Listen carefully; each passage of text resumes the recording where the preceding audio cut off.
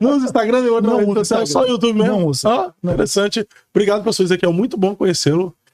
Tu tem uma oratória muito agradável, um poder de persuasão incrível, né? Só vai ter uma voz bonita como a sua, gente. Se a gente não tomar cuidado, a gente se deixa levar pelo encanto da sua oratória, né? Qualquer pessoa que crê verdadeiramente em Cristo é salvo. Ponto. Você é salvo? Creio que sim. Você é salvo? Creio que sim. Você... Agora, você pode apostatar no futuro. As discussões de perdição... Você tem certeza da sua salvação? Claro, óbvio. Então, o que não quer dizer que eu tenho certeza do futuro. Eu tenho então, certeza... para que o juiz investigativo? Óbvio. Joaquim, você aí vamos entrar em outra coisa. Você tem certeza da sua salvação? Óbvio. Você tem certeza da sua salvação? Você tem certeza da sua salvação?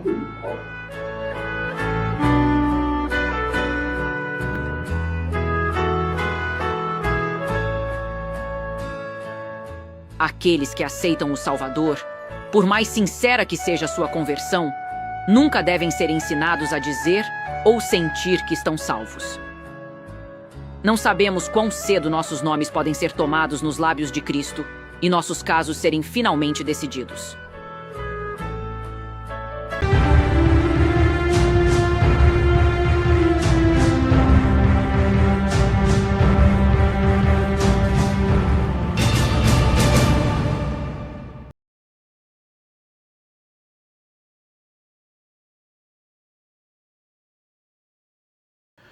Acerca dessa questão, Jacó Arminius afirmou claramente que não havia conseguido chegar a uma definição e que nunca ensinou que salvos podem perder a salvação, ou seja, o crente verdadeiro. Ora, o crente verdadeiro nada mais é, senhores e senhoras, que o eleito. O eleito ele não vai sentir prazer no pecado, ele vai sentir prazer nas coisas de Deus, entendeu? Ele é empurrado para as coisas de Deus, porque ele é um eleito. Deus trouxe uma santificação dele, que ele sente prazer nas coisas de Deus. Então Armínio estava falando teologia reformada, querendo destoar dela nesses pontos, entendeu? A questão é essa, senhora, não havia, Armínio não conseguia chegar a uma definição e nunca ensinou que salvos realmente pode perder a salvação.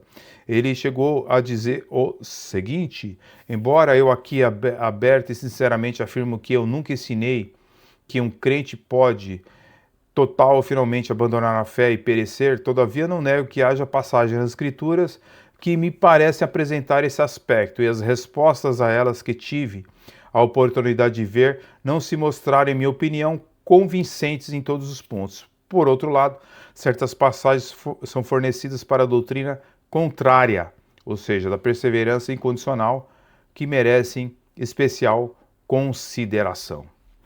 Bem, senhores, depois de um ano após a morte de Armínio, seus seguidores se reuniram e organizaram a doutrina que ele ensinava e fizeram um documento conhecido como 5 pontos do arminianismo. O 5º ponto, por exemplo, trata da possibilidade do salvo perder a salvação. Mas nessa reunião, os primeiros arminianos decidiram que isso deve ser um assunto de uma pesquisa mais acurada nas Santas Escrituras antes que possamos ensiná-lo com totalmente segurança. Esta orientação, ela honrava Arminius, que afirmou nunca ter ensinado que um salvo pode perder de fato a salvação. Os remonstrantes dizem no seu 5º ponto do arminianismo, os remonstrantes, os primitivos arminianos, a remonstrância de 1610 diz o seguinte: os verdadeiros crentes têm força suficiente por meio da graça divina para lutar contra Satanás, contra o pecado e contra a sua própria carne para vencê-los. Mas se eles, em razão de negligência, perdem ou não apostatar da fé verdadeiramente a fim de perder a alegria de uma boa consciência caindo da graça, é uma questão que precisa ser melhor examinada à luz das Escrituras. A remonstrância foi o nome dado ao documento contendo os 5 pontos do arminianismo na Assembleia dos Seguidores de Armínio em 1610, quando Armínio já tinha morrido. Certo? Por causa desse documento, eles ficaram conhecidos como os remonstrantes. Foi feito, então, como todos sabem, o Sínodo de Dort, quando os arminianos tentaram implantar essa doutrina também e convocando um sínodo nacional nas igrejas para examinar os ensinos de Armínios à luz das Escrituras. O concílio, no caso o Sínodo de Dort, analisou então os ensinamentos de Jacó Arminius, reunidos na cidade de Holanda, em Dort, depois de 7 meses e 154 sessões, de 1618 a 1619, o Sínodo de Dort considerou a doutrina arminiana contrária às Escrituras e a declarou herética. Os teólogos então elaboraram a teologia reformada em 5 pontos para se contrapor à doutrina arminiana.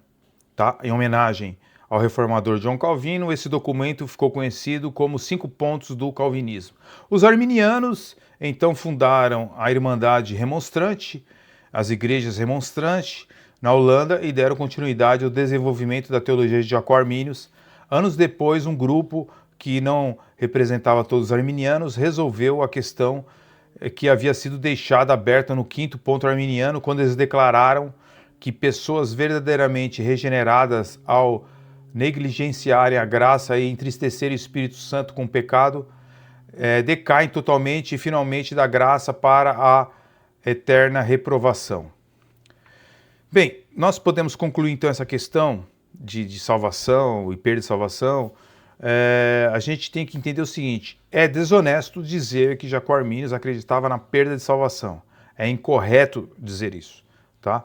Os arminianos concluem muito logicamente que o homem, sendo salvo por um ato de sua própria vontade livremente exercida, aceitando a Cristo por sua própria decisão, pode também perder depois de ter sido salvo, se resolver mudar de atitude para com Cristo, rejeitando-o. Alguns arminianos acrescentariam que o homem pode perder subsequentemente a sua salvação cometendo algum pecado, uma vez que a teologia arminiana é uma teologia de obras, tá? Pelo menos no sentido de que, na extensão em que o homem precisa exercer a sua própria vontade para ser salvo, essa possibilidade de perder-se depois de ter sido salvo é chamada de queda ou perda da graça pelos seguidores de Arminius. Ainda se depois de ter sido salvo a pessoa pode perder-se, ela pode tornar-se livremente a Cristo outra vez, arrependendo-se dos seus pecados, pode ser salva de novo. Tudo depende de sua contínua volição positiva até a morte. Já os monergistas, os chamados calvinistas, eles sustentam que a salvação, desde que é a obra realizada inteiramente pelo Senhor, que o homem nada tem a fazer antes, absolutamente, para ser salvo, é óbvio que permanecer salvo também é uma obra de Deus, a parte de qualquer bem ou mal que o eleito possa praticar. Evidentemente que a santificação ela vem embutida nisso. A pessoa não vai ser um salvo e um relaxado, um eleito vai andar na lama e dizer que é salvo. Não existe isso. Deus, ele tira a pessoa desse tipo de vida. Os eleitos perseverarão pela simples razão de que Deus prometeu completar em nós a obra que começou. Por isso, os 5 pontos da tulipe incluem a perseverança dos santos. E por isso também as escrituras são muito claras em várias passagens, como João 6:37, por exemplo, João 15:16, você vê aqui bem claramente Jesus dizendo pela Bíblia Sagrada, dizendo em João 6:37, todo o que o Pai me dá virá a mim, e o que vem a mim de maneira nenhuma lançarei fora. Ou seja, de maneira nenhuma lançarei fora. João 15:16. Não me escolheste a mim, Jesus disse, não me escolheste a mim, mas eu vos escolhi. A vós, e nos nomeei para que vades e deis frutos, e o vosso fruto permaneça, a fim de que tudo quanto em meu nome pedirdes ao Pai, ele vô-lo conceda. Ou seja, a pessoa não vai andar na lama, no pecado, no erro. Deus nomeia essa pessoa, ele escolhe essa pessoa, e o fruto permanece. Entende? É assim que funciona. Agora, observe que as seitas, como o adventismo, ensina a salvação pelas obras, seja através do sábado ou através do juízo investigativo, mesmo que os apologistas deles queiram defender esses pontos e dizer que não é nada disso, não é salvação por obras, mas é, certo? Como eu já li para vocês aqui, Ellen White, e eles seguem Ellen White. Já os defensores do arminianismo dizem que só a fé salva. Todavia, você pode perder a salvação por suas ações. Evidentemente que temos uma confusão na mente dos arminianos, que não entendem pela Bíblia que o salvo de verdade, como dizia Armínio, não perderá sua salvação, pois Deus é que iniciou a boa obra e a terminará, e ele, Deus, não vai perder para o diabo, senhoras e senhores, jamais, tá? Pior é que os teólogos liberais, também assim como as seitas, fazem uma releitura da Bíblia que enfraquece, por exemplo, Romanos 9, como fazem os arminianos, a ponto de deixar de ensinar qualquer doutrina clara sobre a eleição. A leitura arminiana tenta suavizar os textos para preservar o livre-arbítrio. A Bíblia nunca disse que o homem não tem liberdade, o homem só não tem livre-arbítrio, que é uma coisa diferente. Tá? Só Deus tem livre-arbítrio, ele não é influenciado por nada. A leitura reformada aceita o argumento de Paulo, como ele se apresenta, Deus absolutamente soberano na salvação e o homem é totalmente dependente da misericórdia divina. O pior, senhores e senhoras, é que todas as seitas acreditam na perda de salvação, no livre-arbítrio e também os teólogos liberais, como Rudolf Bultmann, que ele diz na sua teologia do Novo Testamento, no volume 2, ele afirma, senhoras e senhores, que a fé não é uma posse segura e o homem adquire uma vez, ou seja, que o homem adquire uma vez por todas. Ela existe apenas como decisão continuamente renovada.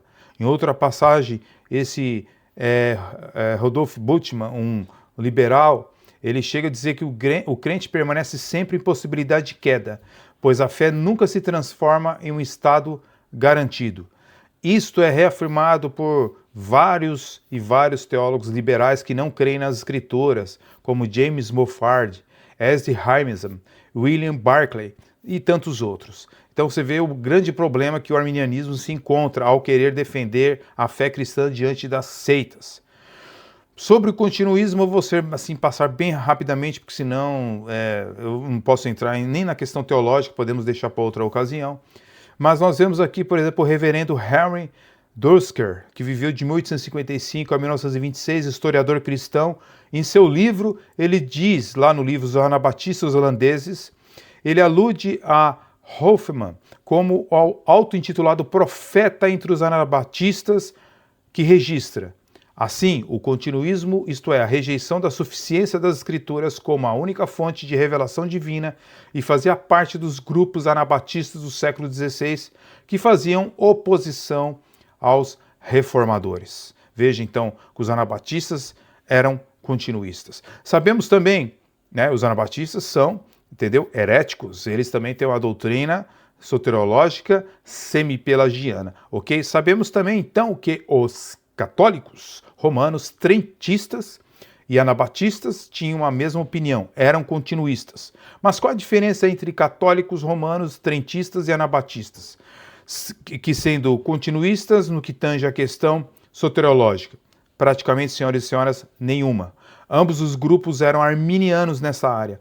Né? Uma enciclopédia católica, no volume 3, diz o seguinte: nestas e outras particularidades encontramos os arminianos se aproximando das fórmulas tridentinas, página 203. W. Osborne afirma que os emissários do Papa se ocuparam por anos na preparação do solo e plantio da igreja da droga soberana arminiana, Obras Ocultas das Trevas ou Ações dos Jesuítas, página 99. Lembrando que a Companhia de Jesus, os jesuítas combateram o monergismo agostiniano da Reforma, combateram a Reforma protestante. E segundo os eruditos arminianos John McClintock, que viveu de 1814 a 1870, e James Strong, que viveu de 1822 a 1894, disseram o seguinte: os jesuítas eram arminianos. Senhores, então, os movimentos que eram continuistas e ao mesmo tempo restauracionistas americanos estavam ligados a acreditar nos dons espirituais para hoje. Nós temos o movimento da santidade no século XIX, nós temos os mormons, o adventismo, o movimento do mentalismo, o poder da mente, incluindo inclusive esse poder, essas seitas mentalistas influenciaram muito Kennedy Reagan, o pai da teologia da prosperidade.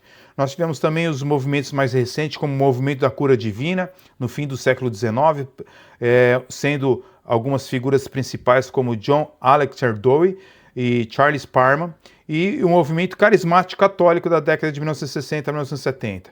E temos aí também a nova reforma apostólica, o movimento apostólico profético no fim do século XX, né, que trazia a restauração dos ofícios dos apóstolos e profetas, dons sobrenaturais como norma da atual igreja.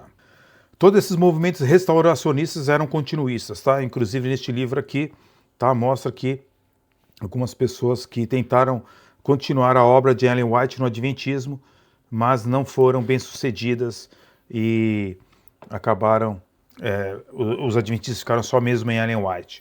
Bem, resumindo tudo isso daí, nós vemos que o grande problema em ser um defensor da fé cristã sendo arminiano é que no fim, senhores, as seitas são arminianas também, como é o caso do Adventismo, Mormons, Testemunho de Jeová, só para dar alguns exemplos. Saiba mais sobre esse assunto do arminianismo, a alma das seitas, numa série que nós temos aqui no canal. Procure na playlist desse canal. Você que é seguidor desses defensores do arminianismo, podem apresentar esse vídeo para eles. Se quiserem, estamos à disposição para entrar em um debate amigável com eles pela internet, tá bom? Não tenho nenhum problema com isso. O objetivo desse vídeo e da série citada, no caso, o arminianismo, a alma das seitas, não é dividir o corpo de Cristo, nem ser um fomentador de intrigas ou procurar trazer divisões, tá bom, senhores? Não é esse o objetivo que eu tenho no meu coração, tá bom?